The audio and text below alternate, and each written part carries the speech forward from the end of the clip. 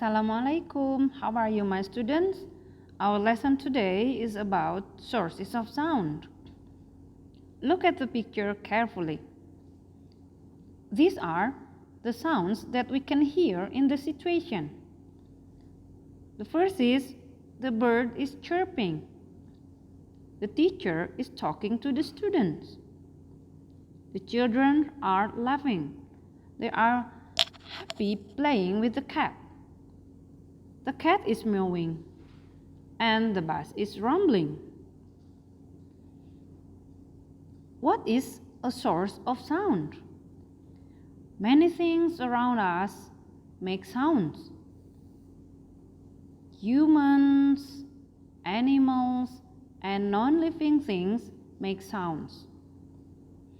A thing that makes a sound is called a source of sound. What are the sources of different sounds on page 120? Let's see here.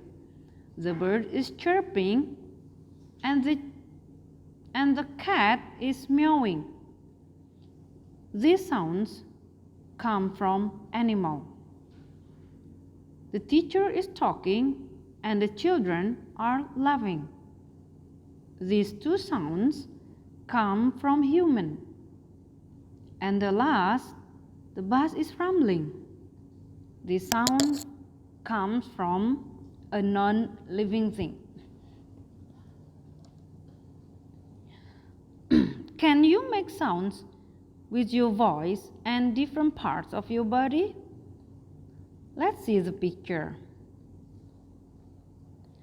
Raj is snapping his finger,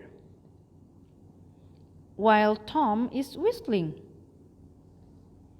Now, can you mention other sounds from parts of our body? Yes, well done. The sounds of hand clapping and the sounds of footsteps. Okay, that's the end of our lesson. See you next time. Wassalamualaikum.